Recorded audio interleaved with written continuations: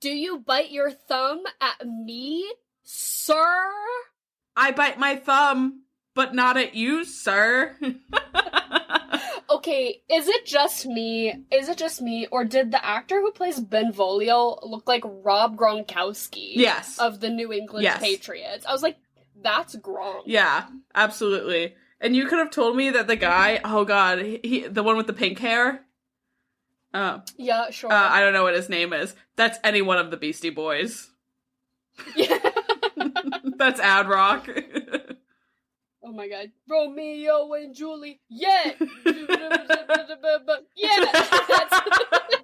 Oh my goodness. But we are continuing Listener Suggested Movie Month, and this week we wanted to shout out someone who used the Spotify Ask feature. Love. So even though we solicit a lot of requests via Instagram, there are other ways, and if you're listening on Spotify, you can actually, there's a Q&A button, and if you just tap it, it'll bring up a prompt for you to just tell us what movie you want us to cover. So please do. That's the prompt question is stuff what you want us to cover, but you can put anything in there. If you feel so inclined to send some other message, but if you also want to just put in a movie. So, I don't think I'll say this right, but elbeque, E-L-B-E-Q-U-E, elbeque, requested Romeo plus Juliet, the 1996 Baz Luhrmann adaptation, which I had never seen, so I was kind of pleasantly surprised with this one this week. You've seen it before, though, right? I've seen it.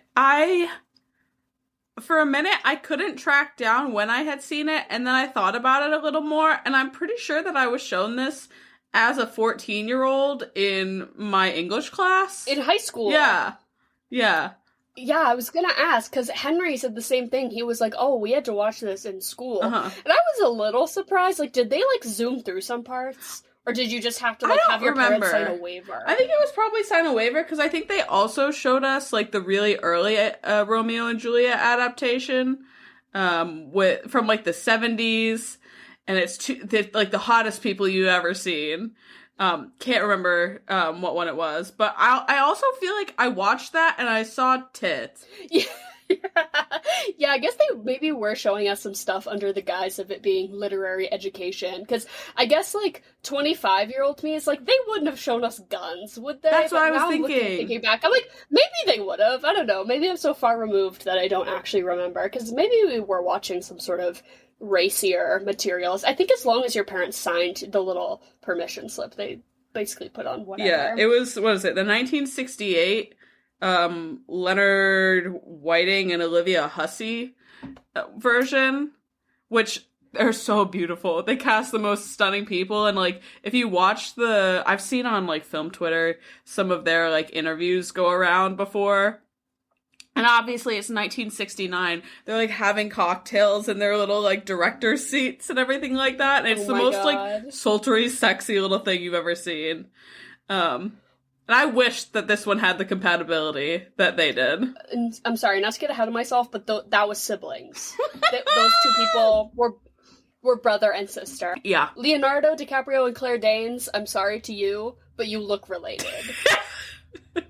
To segue, I wanted to ask you what Shakespeare you had to read in high school and what your opinion was on it, if any. I definitely had to read this one. And then the only other one that I can remember reading was The Merchant of Venice. And I think Henry was in my class for this. I remember that much.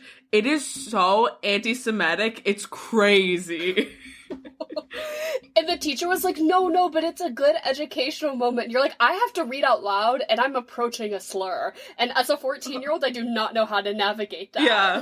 They're like, no, don't worry, it's for education. And you're like, Yeah, I'm sitting there while some kid that's half asleep, probably a little stoned from their wake and bake still, is reading as this Jewish merchant who's making a deal for a pound of flesh from this guy. I never had to read that one. I really skirted around all of Shakespeare in high school. Did you read any? I didn't take... So I had to read Romeo and Juliet. I think we all had to read in ninth classic, grade. Yeah. And then I think I read A Midsummer Night's Dream. That's the one that I wanted to read. Which is the more fun? I would say if you got stuck with the Merchant of Venice. Yeah, you would be pissed too. Yeah, like, that's not okay. And then much later in high school, in, like, a lit class, we read Henry IV. Oh, I had to read that one, actually, now that you mention it. I think that one was maybe my favorite, but I think I maybe also just liked that English teacher, but... Mm-hmm. It was the one that was, like, suicidal, right? Yeah, okay. The teacher, not the book. Yes, the teacher. But I, like, didn't take a British lit or, like, a Shakespeare class, so I, like, avoided a lot of it. Like, I never read Macbeth. I never read, like, there's a lot of it that I just don't, I don't know. Know much about. Okay. I'm sure that a lot of people have a lot of feelings about Shakespeare. What was the story or author that you hated having to read the most in high school? Ooh. Because I've got one that's visceral. I did not like John Steinbeck. I hate John Steinbeck. I hate John Steinbeck to my bones, dog. I think he's boring. I think he writes some weird shit. You ever have to read The Red Pony? Fuck that. Grapes of Wrath, suck my dick. Of Mice and Men, I don't care. I think I remember having to also read The Pearl. Yeah. Which was, like, annoying. Yeah, I read so much Steinbeck for no reason. Yeah, that's a lot. I think I actively avoided encountering a lot of shit I knew I didn't like by not taking... I didn't take American Lit, I didn't take British Lit, I didn't take Shakespeare. Like, I took all the English electives that were, like, not about, like, the classics, because I was like, I don't want to fucking read Ralph Waldo Emerson. Like, don't care. I'm sorry, I'm over it. Yeah. I don't know if they made everyone do this or not. Did they make you read Tuesdays with Morrie? Yeah, in, like, middle school, yeah. Or maybe it was, like, 9th grade, I don't know. But yeah, that's not a piece of literature that is teaching anyone anything. For what? You might as well just read a David Sedaris book. Like, at least that has character, right? Like, I don't know. They also, I feel like they taught The 7 People You Meet in Heaven, and we went to a public school, so that was whack. I don't remember that one. It's by the same guy. Yeah, it was just very strange. I'm like, who did he pay off? To get this put into the curriculum. Why am I learning about ALS? Like, so, I feel like there was so much, like, ALS content around us in that time period, because we were also doing the Ice Bucket Challenge. I was gonna say, nobody had to read Tuesdays with Morrie, because everyone was hyper aware of what the Ice Bucket Challenge was. Like, we did not need to be taking time out of the curriculum to make sure kids knew what that was. Like, we knew. Is there a book about someone with Lyme disease? Let's read that. Like, I'll write it. Yeah. No, truly. All my East Coast kids, rise up. Everyone be aware about Lyme disease. Tick paranoia. I see you and I hear you. From what I know, people, like, in the West Coast or, like, in any other region of the world don't really know about it or care about it or have to, like, worry about it. Like, that's wild. That's from what I've heard. I could be totally wrong. But because, like, Lyme disease originated in, like, Lyme, Connecticut, essentially, so it's very much like a Northeast thing. But I'm curious, if you live, like, in the Midwest or in the South or, like, anywhere besides the Northeast, write in and let us know, is Lyme disease something that you guys have to worry about? Because I could probably, like, tell you, like, 50% of my friends probably have Lyme disease. Or at least a mother with a fear of ticks. Like, yes. The Connecticut state bug, that's the deer tick, honey, because she's coming for you. No matter where you are. You got attacked by one on the beach. Like, they're ruthless. Yep. That's what... Yeah. And they're deer ticks. I'm like, how did you even get here? I was in the sand. Horrifying. Disgusting little creatures. Yeah. You know what I saw recently that I realized was, like, very much a Massachusetts thing? What? Turkeys. My partner saw turkeys for the first time, like, in person. But they saw a turkey for the first time, jumped. Like, what the fuck is that? That's disgusting. That's crazy. Turkeys just be around here. Just, like, walking around. Growing up, there was packs of, like, 20 of them on my road at all times. I would say they're as common as, like, ducks or... I don't know, like chickadees or any other kind of bird. They're just chilling. Like pigeons. They're fat pigeons. Yeah. I guess the only thing that really transcends the Northeast is Romeo and Juliet. Oh my god. So true. I bet everyone has to read that in every part of America. Right? Because I feel like we learn Maybe about not it Florida. as, like, I feel like they've cut that from the education system by now. no, it's so straight though, and it's so like putting True the fear enough. of God into young people that if they fuck, they'll die. Yeah. I feel like this book is kind of like Christian propaganda when you think about it, because you know, if you gotta get married when you're 14 and then you're gonna have to kill yourself. Sorry, I don't make the rules. Like that's what true love is. If you don't kill yourself for him, then it's probably not it. No, it's not meant to be. So you might as well be dead anyways, because you already fucked. But this movie was kind of cunty, though. You told me, you were like, oh, let's do this one from the list because it's just, like, easy, fun, and cunty. And I didn't know anything about it, really, other than that Leonardo DiCaprio was in it, and he was gonna, like, wear a Hawaiian shirt. Yes. And that was, like, the vibe, is that they were like, it's modern. But what really took me aback was I did not realize that they were going to be doing the dialogue of the Shakespeare play. Yeah. Within the first few lines, I was like, oh, this is a choice. Like, I thought by modern adaptation it was going to be, like, very literal but modern, but it's so literal to the point where they didn't change anything. It was straight up, like, the play. Which I loved, honestly.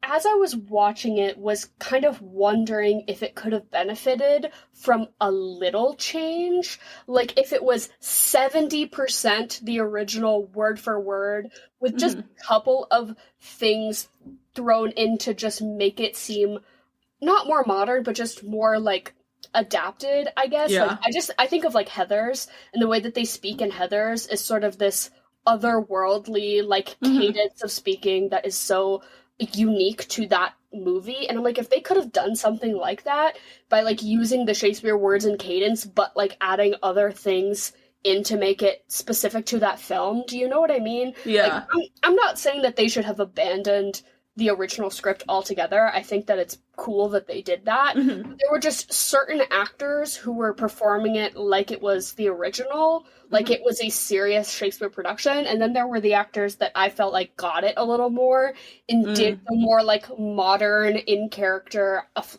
like, you know, pronunciation of the, which was just more engaging to me, because I'm like, oh, you're clearly like, we're in a modern context, so I'm not going to be like, doth he. You're gonna be like, doth he, you know, like, you're gonna say it like the way a modern person would say it. Is that, because, like, specifically the character, Mercutio, the friend, that actor, like, really stood out to me. Bodied it. Like, the inflections of his voice, just, he was doing something newer with it, whereas a lot of the other, I'm like, oh, so you're just reciting Shakespeare and you happen to be wearing a goofy outfit. Yes. Well, I think, and this is, I did a little bit, for once in my life, I did a little bit of research on this, because I felt like a lot of the people that did a really good performance, where it wasn't too, like, crunchy. Stiff. Where it wasn't too stiff, were stage actors. Which I figured that the guy who played Mercutio, which I'm not sure his name, off the top of my head, but I figured that a lot of them were probably stage actors, and I was a little right. He hadn't really done stage acting, but Pete Postlewaite, who was the Friar Lawrence, and then Paul Sorvino, who played the Capulet father or whatever. Sure. Yeah, I don't know. They had both done stage before, and those were the two that I made a note of sort of while I was watching it. Because it felt like they just got it. There's a way that you can talk and the way you can do it that is still modern, but it still sounds good, like Shakespeare. Like, I hated Leonardo's performance. I thought it was bad. Yeah, so rewinding for a second, his name is Harold Perrineau, I think is how you say his last name. He's the guy who played Mercutio, and I am fucking obsessed. He was in the show Lost, which is one of my, like, nostalgic hyperfixation shows that I, like, have watched 97 times, and he's brilliant in Lost. A lot of the performances in Lost are, like, you know, of course, too good for what that show is. Oh, yeah. But he's great in Lost. But he also pops up in the second Matrix movie.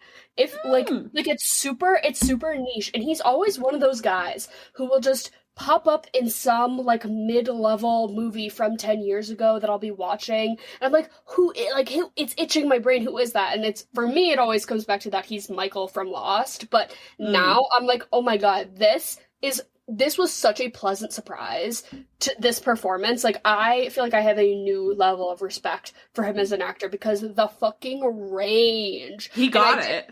And Friar Lawrence too, or I'm sorry, Father Lawrence, he was another one that I was like, what have I seen you in? Because it's just like the presence. Yeah, no, I think that he did a fantastic job with Mercutio. I thought his inflection, the like delivery, yes, thank you. The delivery was spot on, and it was still like timely for a modern piece, but it felt like it flowed, which is literally what it's all. What is it, couplets or some shit like that? I don't know. Yeah, is it couplets? Sonnet, whatever. I don't know. It's Shakespeare. Iambic pentameter. There we go. Welcome to the stage, the 10 tapping toes of iambic pentameter. Who is she? But I just felt like it. He was able to actually do it in the way that Shakespeare would have wanted it. Almost everyone else, trash. And that's why I feel like I wouldn't have had that thought or that comment about, like, other people seeming stiff if there weren't those handful of performances that really just stood out from everyone, that I'm like, oh, I can see you're getting it, and it's making a really big spectacle of those who aren't. Because he would even have a scene partner, and I'm like, damn, like, just circles around. And yeah, I agree, Leo didn't really do too much for me. I did not like it whatsoever. I thought he was trying very hard, which he did better than some of them. But, like, kind of bottom of the barrel for me on this one. Claire Danes, I also didn't think was very good, but I think she was a little better than him. Yeah, the two of them together didn't really do anything for me. Maybe it was because I did really think that they looked like siblings, that I'm like, I just don't think your chemistry is, like, palpable in any way whatsoever. But I do guess that in Romeo and Juliet are not the most interesting characters by any stretch. So it doesn't really matter if they're sort of these empty vessels for people to just, like, use as the plot, pushing forward. So I guess I don't really care. But my whole takeaway was that, like, I am somewhat perplexed how Leonardo DiCaprio got the, like, late 90s heartthrob status. Because I understand that he's, like, a conventionally attractive young man in certain aspects, like, during this time. But it's just wild to me that he was, like, the it boy, right? Like, he was, like, the actor guy that every woman between the ages of 13 and 50, like, had a crush on, right? And I'm just like, not that it's a bad thing, but I'm like, go to any lesbian bar and you're gonna find 10 of those. Yeah. Like, he just looks like a young lesbian. And I'm like, oh, really? It's so interesting. Not even, like, one of the hottest ones. But, like, have beauty standards, like, shifted so much that I feel like whoever the it boy, like, that's a twink. Like, that's tiny. Crazy. Girls were looking at his scrawny ass and saying, oh, I wish he'd pipe me. Girl, you will break him! Like, I understand that he's a, like, quote-unquote talented actor in some aspects, and that can be, like, hot when somebody's good at something, like, that's inherently hot, but, like, from what I've seen, him in this, Titanic really does not do it for me. Like, all the young Leo stuff that's supposed to be, like, he was the hot guy. I'm like, are you, like, for real? For real. That was it. Yeah, I don't know. And, like, obviously I think with time, his acting has gotten better. Obviously, you can tell he was a young actor. But, like, isn't the way he got his start, or his real start, like, playing someone that was mentally disabled? Yeah. In What's Eating Gilbert Grape? Like, I don't know. That doesn't really strike me as something to accredit someone as, oh, he's a good actor. Yeah, wobbly start, maybe. Like, it was like, ooh. Yeah, really questionable. But I just feel like as a young woman in the 90s, if you were having your sexual awakening by Leonardo DiCaprio and not John Leguizamo in this movie, then you should be looking inwards and questioning where your sexual preferences really do stand, because that man... First of all, if you are having your sexual awakening to Leonardo DiCaprio, let me know if you're a lesbian now. Second of all, I didn't even realize that was John Leguizamo until I was on the IMDb like 20 minutes ago. What? Almost. I should have known. I should have known. But I couldn't clock it. Because he was so smooth with it. I'm not used to seeing John Leguizamo all sexy. He was in those clickety-clackety little kitten heels, and he comes out, and I say, "Little loud boy and dragon, why are you crying?" That's all I see. I was like, Chi-Chi. I love... Girl, you have a show later! The costuming in this movie did it for me. Like, the cinematography, fucks. Yep. The set design, fucks. The costumes, fuck. Like, so, across the board, really doing it for me. Like, visually... 3 minutes into this movie, I was like, okay, I'm bought in. Like, I'm not gonna... That's what I thought. I was sitting there, I was like, alright, she's gonna dig this. Yeah, and I think Baz Luhrmann is really hit or miss for me. I have felt like some... Well, his early stuff, like, I can usually get down with. Yeah, it's just sort of wild, because I just... am so perplexed how someone who can make, like, Moulin Rouge would also make Elvis. Like, that just doesn't track to me. Well, it's because there was 20 years in between. Yeah, I suppose. But he lost his zest. While I was doing, like... Spilt it all over the floor. Sorry. Like, in my IMDb research for this, I didn't realize that he also did The Great Gatsby, the, like, Leonardo DiCaprio Great Gatsby, which, like, I was like, I guess I'm not surprised, but also, like, another weird one to throw in there that was just, like... kind of not good. Like, did too much, like, computer technology ruin Baz Luhrmann? Because he clearly had this, like, really great, like, intricate set design, cinematography, art direction thing going, and I feel like, like, Elvis was ugly. I still haven't seen Great Gatsby was, like, not... It was, like, trying to be pretty, but wasn't. Like, it was just very, like, I don't know, artificial looking. But yeah, I hated the Austin Butler Elvis.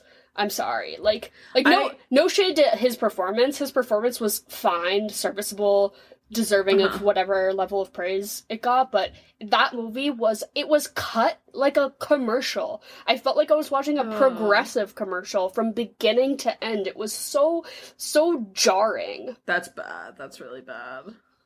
Yeah, I haven't seen it. I almost want to hate watch it a little bit.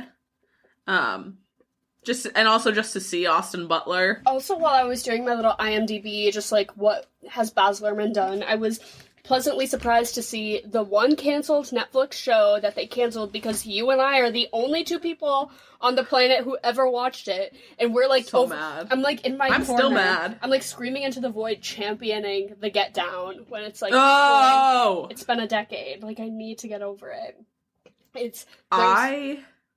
That show had me in my darkest times. Yeah, for real. And it had so many, like, emerging stars that we didn't even know were gonna pop off like they did. Like, whoever did the casting for that show had a fucking vision. And, like... Oh, yeah. It was fantastic. But it was wild to me to learn that he had done that show as well. Because... It makes so much sense. Yeah, now that I think about it, I'm like, oh, like, that is totally his, The styling was fabulous. I thought... The cuts and the way music was integrated, fabulous. Very Moulin Rouge-ish in that way. But it's the two Netflix canceled shows that, like, I will, like, suddenly get up on the bandstand and, like, make a speech about because I'm so passionate are The Get Down and The OA are the two. I'm like, how could you possibly have ended something right as it was getting so good? Like, Yeah. I feel like... And now they're putting out garbage. Shit garbage. Yeah. I started watching, have you heard about this one called One Day? I think it's based on a book. No. Or some shit. Movie or show? Show. It's just rip off normal people, basically. But for less depressed people. Oh, think. so worse. Yes, exactly. But it's got that guy from White Lotus who who was fucking his uncle. Oh, okay, sure. As one of the main characters. I don't know. Write it and let me know what you think about that show, because I like started watching it at the gym, and it just feels so unoriginal now. Yeah, what immediately came to mind when you said that was, I don't know which streaming service is doing it, but that new Lindsay Lohan movie, The Irish Wish. Have you seen, like, promotional material for this? And again, it just looks like you, like, let an AI write a rom-com, basically. It's, like, what it seems like. I'm just like, damn, like, they're out here canceling shit that's, like, actually good and that people care about, but because it's not, like, making budget. The whole thing is that if something doesn't, like, make a certain threshold, they cancel it, and then they start something new, which has the same, if not less, potential to reach that threshold, but they're like, well, we'd rather invest in something new than keep up something that's underperforming, which is like, I'm sorry, that's just not how media works sometimes. Like, sometimes you have to have 10 seasons for it to get good. Like, 10 is generous. 4. Yeah. You know? I don't know. So, it's frustrating and annoying. Justice for the Get Down. Oh my god. No, truly, truly. Jennifer, wherefore art thou, Jennifer? What's the rest? Doth the sun rise in the east and set in the west? Or something. And Jen is the sun. Jen is the sun and I am the moon. And chocolate or vanilla hath be upon us. Jen, she's my mom. She's here to do chocolate or vanilla, her interim podcast segment. She's going to say 2 things. We're all going to say which one we like better. Jen, how are you? I am good. How are you guys? Not too shabby. Doing alright. And Jen, is there a theme this week? There is a theme. So, in honor of Leo, it's things that end in the letter O versus things that do not. Love. In honor of Leo, this is something that is almost entirely unrelated to him, which is honestly for the best. Oh, that's fabulous. Chocolate or vanilla? Chocolate. Vanilla. Chocolate, vanilla, or strawberry? Chocolate. I'll stick vanilla. Yeah, I'm gonna go chocolate. Oreos or Chips Ahoy? Oh, Oreos. I think Chips Ahoy are kind of ass. Sometimes Henry, when I go to the grocery store, he'll send me on, like, a fun little side quest, and it's always to find the most fucked up flavor of Oreo that they have. He's like, I want you to go in the one that you're, like, that takes you aback, and that makes you question whoever decided that. He's like, that's the one I want you to bring home, for sure. Carrot cake Oreo. Yeah, where it's always like peanut butter milkshake, upside down cake, and it's like, what the newest one that I was like, literally, like, I'm gonna do violence was dirt cake, I which saw is that. Oreo, which is Oreo flavored cake. It's Oreo cake flavored Oreos. How do you do an Oreo? That's so meta. Like, it literally, like, I had a Kafka-esque moment in the grocery store where I, like, contemplated my place in the universe because I'm like, what is reality? I was like, let's get him. Like, what is an Oreo flavored Oreo? Like, I'm sorry, I need to jump off a bridge. Yeah, true. I am also gonna have to go Oreo on this one. She is unique in a way that chocolate chip is not. Yep, no brainer. Oreo for the sweep, definitely. Next one is 2 songs from Hercules: Zero to Hero or Go the Distance. Ooh. I would say simply based on which one do I prefer to perform in my car, because the Hercules soundtrack, top to bottom, is a good, like, long car ride. Like, I'm gonna just really scream. And I would say Zero to Hero is doing it more for me. I think, see, when I do a big number in my car, I like to belt. So I think I'm gonna go the distance. You want the ballad. Yeah, power ballad. Wait, I feel like I'm belting more with Zero to Hero, though, because they're, like, hitting it. Yeah, but I think it's just, okay. I also want to feel like I'm hitting it, too, and I can't compare. But I feel like I could do a good go the distance. I am gonna go Zero to Hero, though, for sure. Next one, gelato, froyo, or ice cream? I'll say gelato, just because when you sent that, it sent a tingle down my spine, because I was thinking about a video I saw earlier today of, like, an affogato, which is, like, the gelato with the espresso, and Don't get me started. Oh, I just want one. I've never had that. I want one. It's good. It sounds delicious. It's stupid good.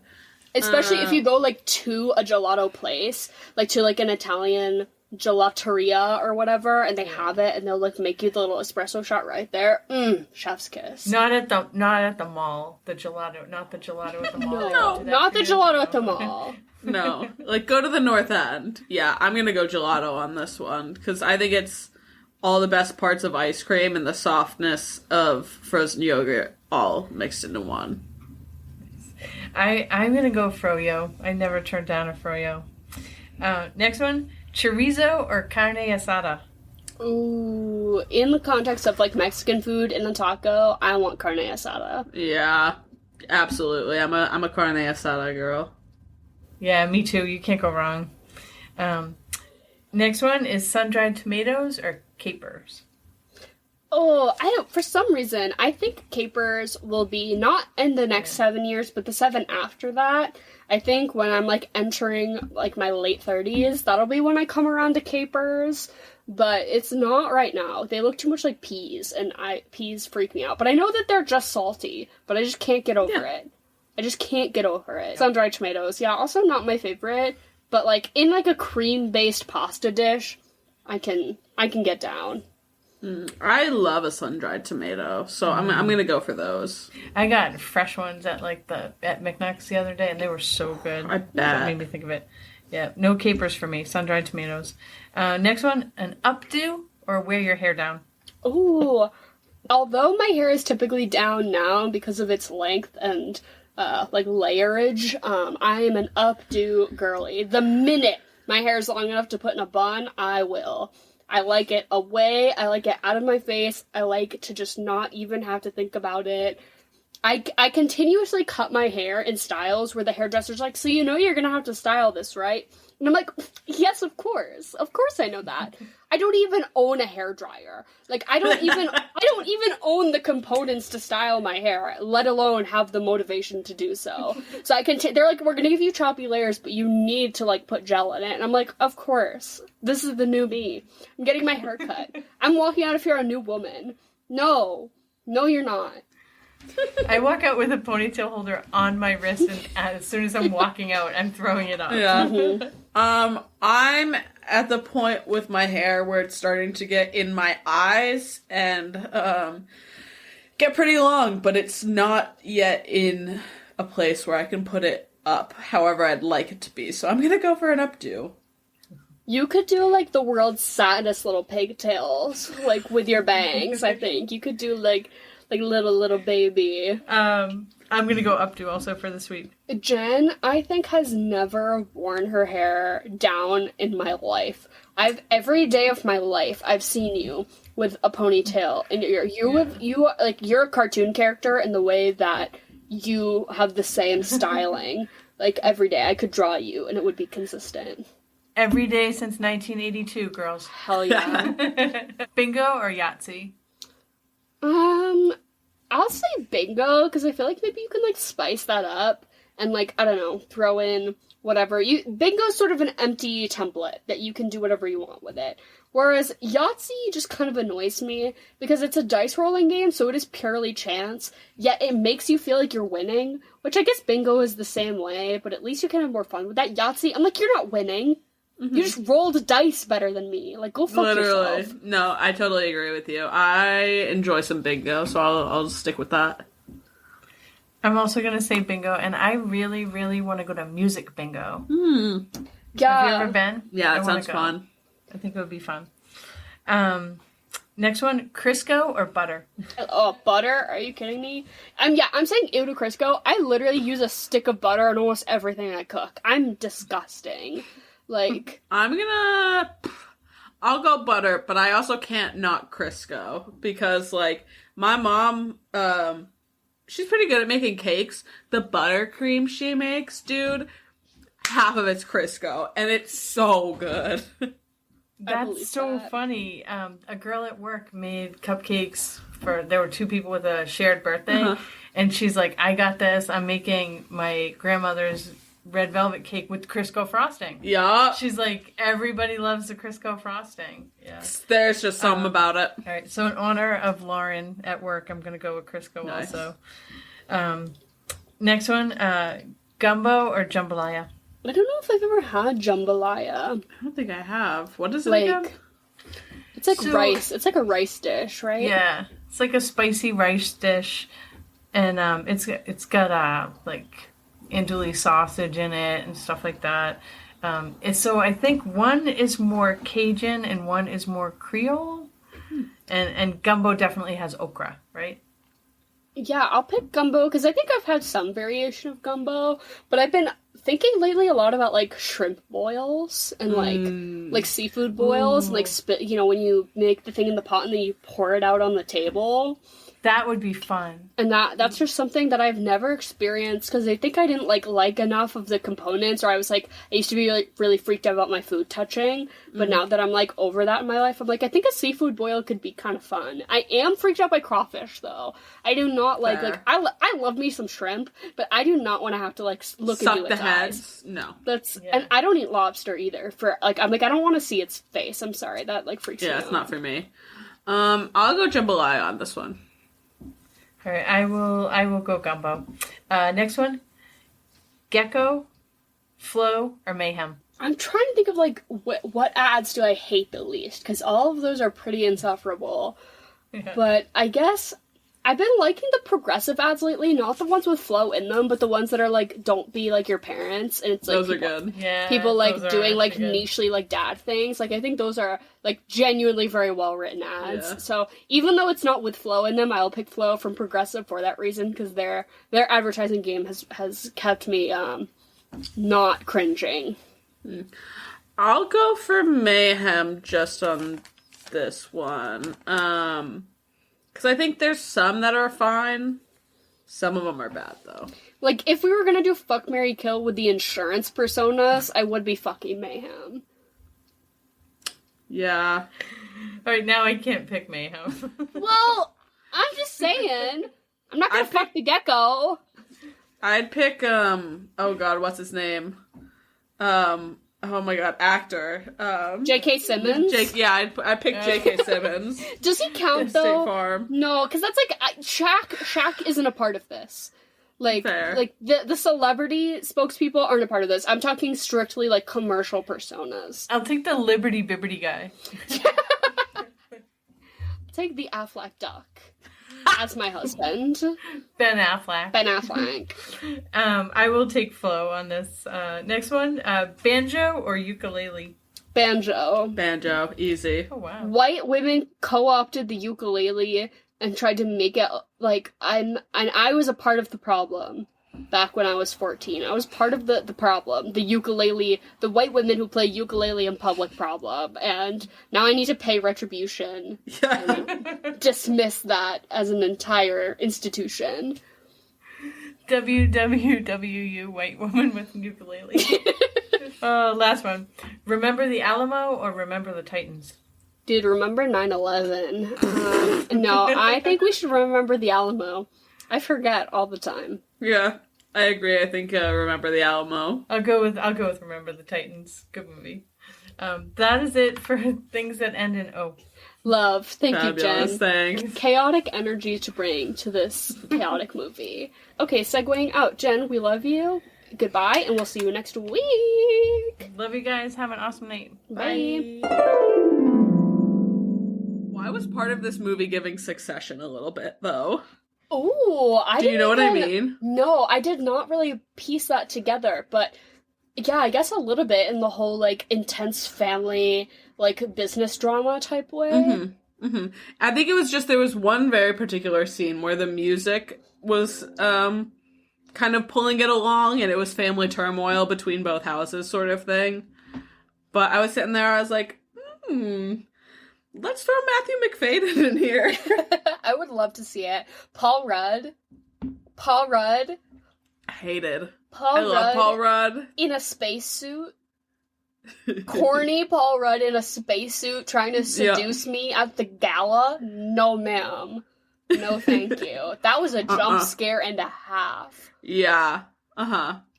Like, yeah, I really love that they showed you every boring white guy and said, this is your man. Yeah. That's mine. Claire Danes is, like, trying to fight between Leonardo DiCaprio and Paul Rudd, and I'm like, girl, you have them both. Like, yeah. Just... make them scissor. Yeah.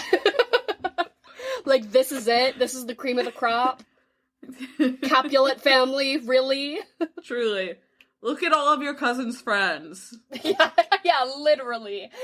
Come on. I also was, like, a little confused with what they were trying to do with, like, race in this movie, if at all. Because at certain points I thought that they were trying to portray the two houses as, like, distinctly, like, separate groups in that way. But then they're like, here's Juliet, she's white, and here's Romeo, he's also white. So I'm like, oh, so you're not actually trying to make any, like, lines or statements about that. Like, I don't know if that was even their intention to begin with, but, like, clearly that first gas station fight is a bunch of Latinx men and a bunch of white men, like, fighting. And I'm like, okay, so this is, like, some sort of, you know, gang symbolism or whatever. But then they're like, no, don't worry, the rest of the family is also white. I'm like, how?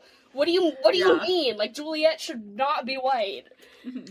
Well, Baz Luhrmann just watched West Side Story and couldn't get that out of his head. Oh my god. He's like, damn, but we already booked her, so we'll just...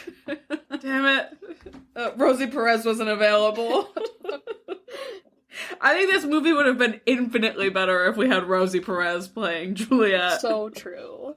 And you know whose accent I really just, like, couldn't pin was the nurse, who I love. Miriam Margolis, don't get me started. I was about to say, when she was calling her Juliet, I was like, okay, is it supposed to be Italian? Because we're in, like, pseudo-fake Italy. Oh, no. We're in Verona, but I'm like, no. I'm like, because at first I'm like, oh, she's trying to be Italian?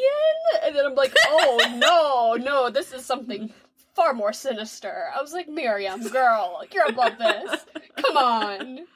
Do better! No, I am loving her, though, right now. All of that discourse about her not wanting to do a Marvel show. Should give me $1 million. Literally so fucking funny. And she was like, she's like, adults who like Harry Potter are cringe. And I can say it because I was in the movies. And I was like, yes, girl. Call them out! She's like, if you have a Harry Potter themed wedding, I'm sorry, but that's not a good sign. And I'm like, so true. Yeah, I'm like, what is she even in that she's, like, doing all these interviews all of a sudden? No idea. Are they just, like, random podcasts? Like, she's amazing. Yeah. But yeah, her in this, I was like, where's that rolling R going, girlfriend? 'Cause, like... Where did it come from? But she was really good, and I always remember in high school, like, having to read out loud, and always thinking that the nurse and the Friar Lawrence scenes were, like, the most fun.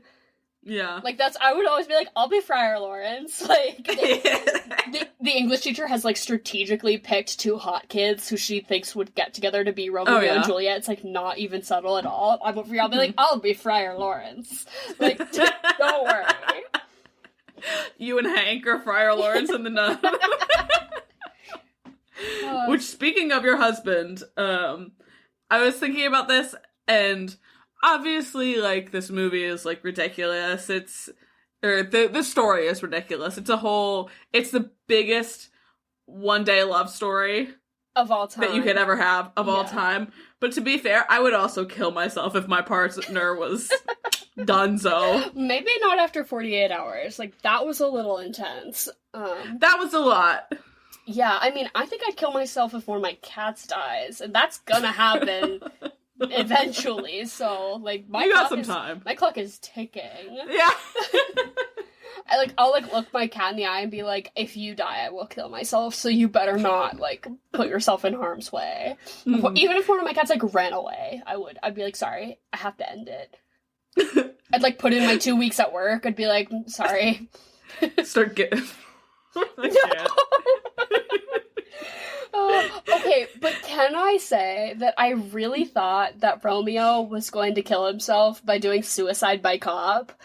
Because I thought I thought that would have been way funnier. What? If they switch up the whole, like, love anecdote, potion situation, sleeping, not sleeping, who cares? Yeah, sure. If they could have switched that up and he, like, sees that she's dead and runs outside and dies by firing squad. I'm sorry, if that would have been the more a modern downtown LA take that you're trying to do, Baz. Yeah, no, I would have preferred that. There's definitely a couple of things that I thought they could have done better, but, like, for this one, I'm just so thrilled with the styling that I can't even be mad. Literally, I'm like, I don't even care that you're forcing me to watch lame Shakespeare that I hate already, because it's like, the set, like, decor is so pretty that I'm like, the fish tank. Oh my god. And especially that final scene with, like, her in the casket with all those lights, and, like, I was obsessed with the, like, subtle touches of, like, 90s-ification of Christianity that they had throughout this. Like, they had, like, that, the helicopters, like, had little rosaries in them, and the one that fucking got me was, like, her bedroom was very much, my god, like teenage girl bedroom. She had, like, stickers on her door, but the stickers were, like, of Jesus. Like, holographic Jesus stickers. Like, oh my god. I know it's Baz Luhrmann's wife who is the, like, production designer of all his movies. Oh, I love that. So I love that they, like, have that team and not... I feel like you can tell... That's my favorite thing about the visual... like, I don't know, immersiveness of these movies is, like, the little things. You could pause and zoom in on something and you can tell that it, like, thought was put into it. I think I like maximalism, so, like, this and Moulin Rouge just, like, really itch my brain in a way that, like... Of course. Yes, like, every little cup and light and everything is just, like, is on theme and on, you know, brand. And I thought that was really cool in this movie, especially with, like, the... I don't know, like, the city scenes versus the, like, in the, like, quote-unquote palace scenes, but, like, they still felt like they existed in the same universe, which I feel like is very hard. Yeah, Baz Luhrmann did a very good 90s pool scene. I will give him that. Oh, I hate a pool scene. Fuck Really? off. I liked this one. Well, oh my god. He had them fucking, basically. I'm like, they were making out. I'm like, did your English teacher, like, there would have been boners. There would have been boners. I probably had a boner. In my little 9th grade English class, if they made me watch this, I'd be like, you expect me to go to gym after this? Like, what? I have to go learn calculus? Like, what the fuck? I'm taking a cold shower. I'm leaving a snail trail from here to biology. Like, what do you mean? Yeah. I never had to watch this in high school. I escaped that one, I think. But, yeah, they must... now I'm thinking, they must have done some little cheeky little zooms, or, like, there must be, like, an edited for the classroom version or something. I don't think so. I could be totally wrong, but, like, I feel like if I saw titties in the other one, girl, it's all the same to me. I feel like this movie might be responsible for, like, a wide generation of young women who think that Romeo and Juliet is romantic. Like, this might be, like, you know, leaning into the issue. Of, like, oh, yeah, absolutely. If you make a good enough movie, yeah, you're gonna start problems. Yeah. It's like Lana Del Rey, right? It's like... Yeah. It's like, it is satire, but young girls don't know that. No. Yeah, this was definitely one that I saw on Tumblr a lot. Ooh, I was actively thinking about that while watching this. I'm like, this is the GIF. This is the 6 seconds that I would have snatched right up. Yeah. Oh my goodness. I just know so many bitches, like, backgrounds were Leo looking through the fish tank. Oh my god. Or I honestly would have picked the scene leading up to her fucking grave, because those little cunty neon lights really got me together. So good. Absolutely. Do we want to get into our regularly scheduled programming? Yes. Before we do our regular questions, I did want to ask you... because we've been talking about, like, high school English classes a lot, I wanted to ask you if you could take any book that you read, that you had to read in an English class in high school, and you get to turn it into, like, a cunty, campy movie, and the way that, like, this is not one that I would have thought could have this level of campery, and yet, like, everything contains the potential. You know, so what book would you want to, like, make really slay? It's not a book, it's a play. Hedda Gabler. Oh, Hedda Gabler! Fucking loved Hedda Gabler. Dead on the piano. That would be cunty. I like that answer. What about you? The Metamorphosis by Franz Kafka. I never had to read that one. I think that would be a really, really funny, like, high camp movie of, like, a guy who's a bug, but it's, like, maybe drag. Like, that would be... Stop! I think that there's a lot of potential there. And then I think as far as Shakespeare goes, I was pretty disappointed with the Timothée Chalamet The King, which is their version of Henry IV, which a lot of the book of Henry IV is, like, that character and his, like, old man best friend, like, pulling off, like, a prank. Like they're, like, always, like, doing hijinks and, like, like, ooh, we're gonna dig a big hole, and then, you know, somebody's gonna fall in the hole, and that's gonna be so funny. And it's like, why didn't we get that? I want, like a buddy comedy, like, high hijinks Henry IV. That's what I want from you, Timmy. Yeah, honestly. Have you seen the photos of him as Bob Dylan? I'm gonna kill someone.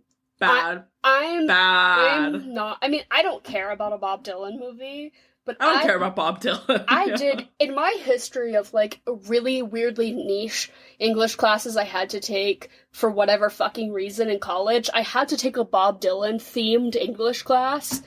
Which, yeah, right? Like, what the fuck was that? What the fuck was that? But I had to take... You paid for that. Unfortunately, I...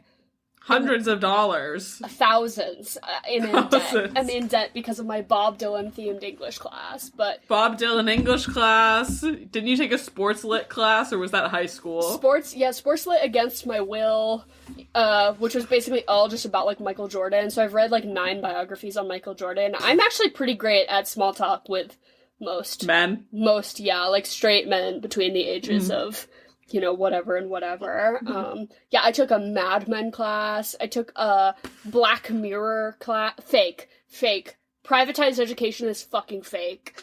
But I can't be one to critique the Bob Dylan movie when it comes out, because I am educated.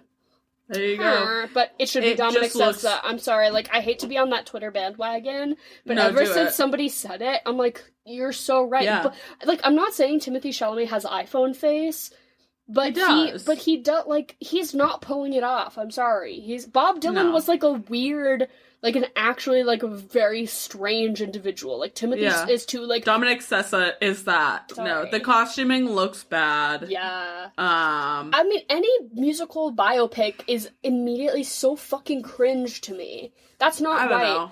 Who? Name me one that needs to be made. I'll say, okay, one Mama Cass from... that's a good one. Cass Elliot from the Mamas and the Papas needs a biopic. Otherwise, I cannot think of a single artist. I can't even think of one. I can think of one that I would want made. I don't think she needs it, but I will say I am already livid about the Amy Winehouse biopic that's coming out. Mm-hmm. I'm pissed. If they were gonna do it, you have said it before, they should have cast Lady Gaga. Yeah. And it would have been great. It's too late. Yeah, it's way too late for that. I think they're just gonna shit all over her memory, and it's gonna be very disappointing. Yeah, hasn't stuff already come up, like, where people in her family or who are close to her were like, she did not want that. In the way that Marilyn Monroe was, like, during her actual life said, like, I don't want people to, like, you know... make movies about me? Yeah, like, that's just, like, is weird and is not the kind of legacy I want to have. Like, I feel like Amy Winehouse would almost have... I was texting you about this the other day, actually. I feel like Anthony Bourdain would feel that way. That I saw, like, a good, like, who would play him in a biopic thing. But then I was like, I feel like he would be so pissed if, like, a major motion blockbuster, like, made $1 billion movie about him. Like, he would fucking hate that. I feel that's about Amy Winehouse, so she wouldn't be into it. Absolutely. Well, I think what you said, though, for your casting would have made a big difference, because you said that Sacha Baron Cohen could have played him. Mm-hmm. And I think that if it wasn't a biopic, if Sacha Baron Cohen made, like, basically a parody of him, he would have loved it. He probably would have been right on board. Yeah, I almost feel like that categorizes itself as more of like a satire and less of a biopic, because none of these biopics ever actually have a point of view. They're never actually saying something about, like, because it's always like, oh, isn't it so sad what Freddie Mercury went through? I'm like, yeah, but you didn't make the points critiquing the system that made it that way in your movie. Like, it's, so what the fuck? Yeah. Like, I don't know. Yeah. No, it's just everyone doesn't want to... No one wants to write a movie anymore. No one wants to take the time to make an original movie anymore. No one wants to get off their asses and work. Well, exactly.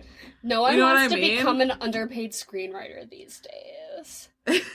That's why everything is just getting remade, and we're pumping out biopics like they're loads, dog. Dude, the Obamas are making movies that are fake. I'm sorry. Show me a movie produced by the Obamas and tell me that that's real. It's not. Like, they're snatching up rights to books like it's nothing.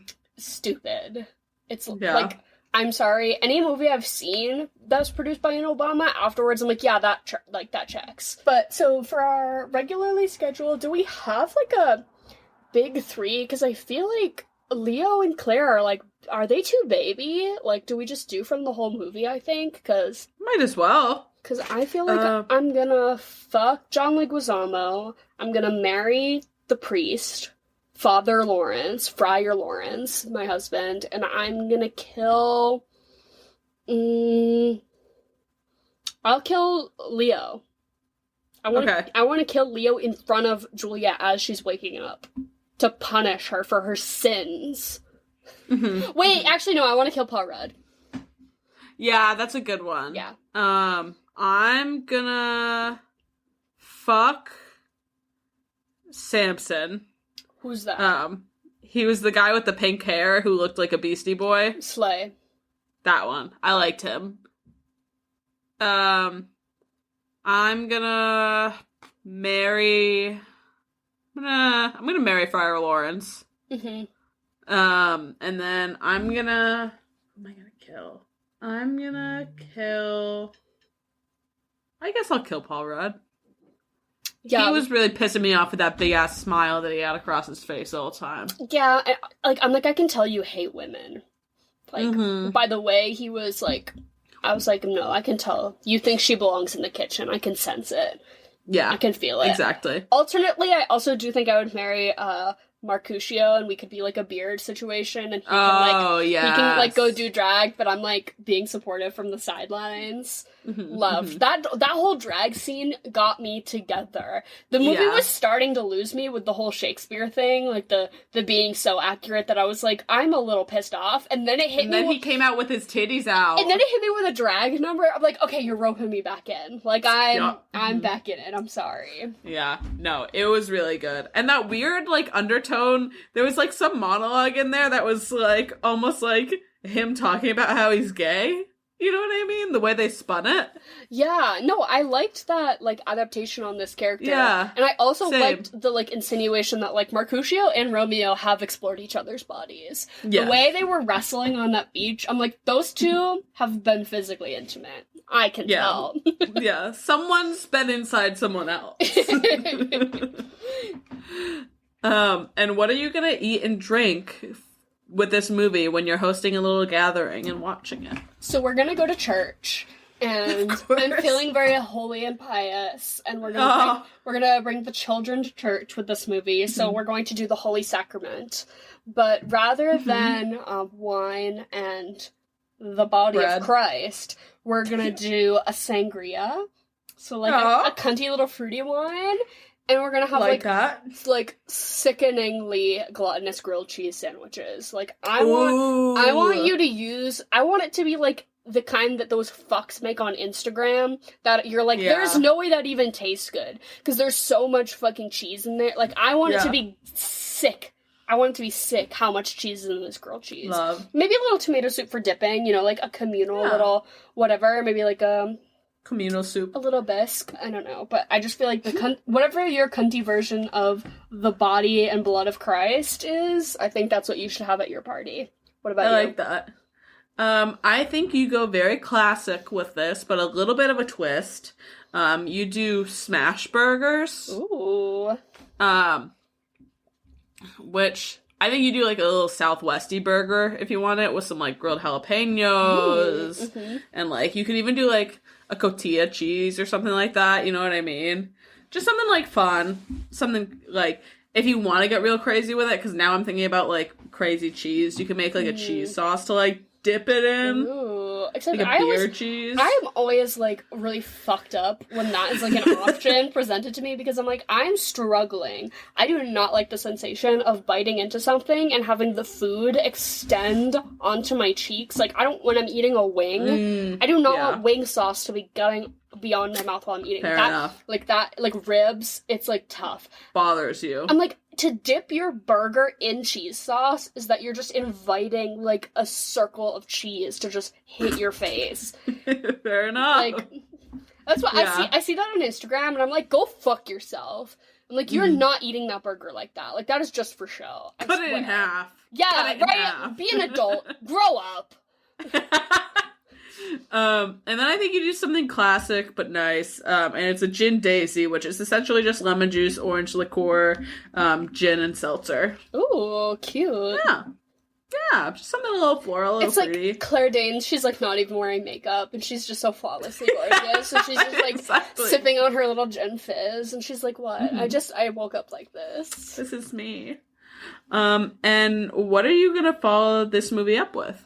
So I feel like this movie would transition into, like, sort of a slightly, like, a similar, but you're gonna dial up the chaos, and you're also gonna dial up, like, the color palette, and you're gonna watch The Cat in the Hat.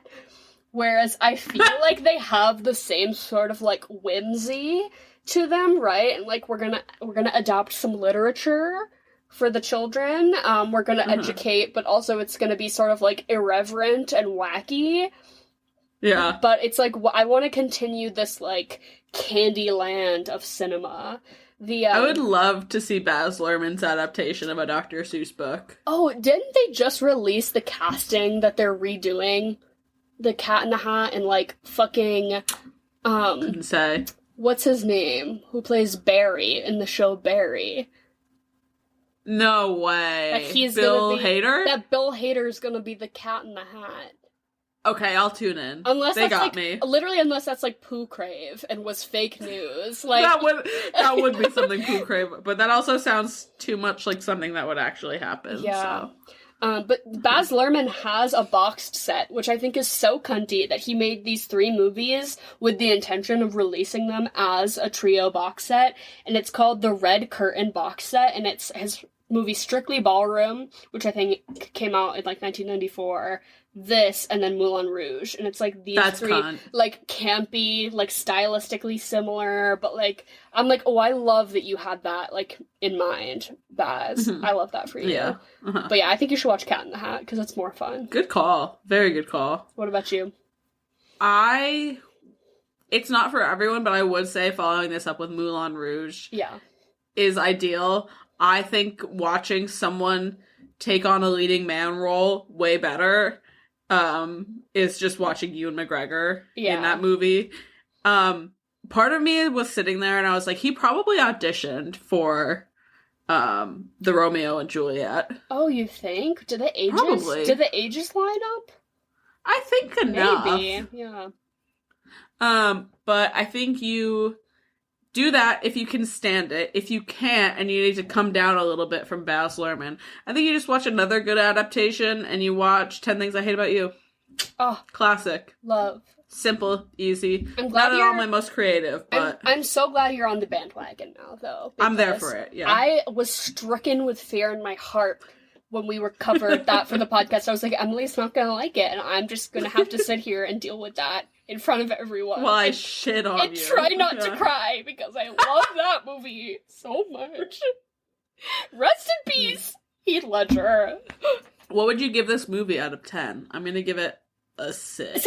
A 6. Yeah, I'm also gonna say a 6. I don't know if I think I would put it on if I was, like, trying to learn how to crochet and knew I wasn't going to be looking at the TV too much, but like it's like a good like colorful. It's like like Cocomelon, I think it could be like a good Cocomelon background noise thing. But I'm glad that I saw it, because honestly it was one of those that I saw like on film Twitter and stuff and just sort of brushed it aside as like, I don't really, because I just don't care for Shakespeare shit that much, so I'm like, I just don't really need to see this. But I'm really glad I did, because it really pleasantly surprised me in a lot of ways that I wasn't expecting it to.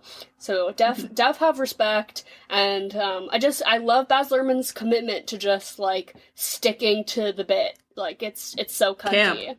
Yeah, high camp. He's camp through and through. That's all I've got. Yeah, and so thank you, elbarbeque, for submitting this, and thank you for everyone else who has submitted a movie for us to take into consideration. We actually look at that list like a lot more than, like, even when we're just doing regular themes, we like try to, I don't know, take that into consideration. And also, a lot of the movies you guys send in that I've literally never heard of, like, go right on my Letterboxd list, because you guys all make really great pitches for, like, you know, this thing was nostalgic and now has affected my day-to-day behavior as an adult, and here's why, I need you to watch it. I'm like, holy fuck. Like, how can I... Alright. Yeah, oh. No, but I love it. So definitely continue to send them in, and send in questions or month themes, chocolate or vanilla ideas, literally any of it. We love to hear from you, and definitely the Spotify feature, the little Q&A thing, put whatever the fuck you want in there. We love to get them. Love that little notification. Yes. And that's all. Goodbye, good night, and have a We love lovely evening. We love you. Goodbye. Ah.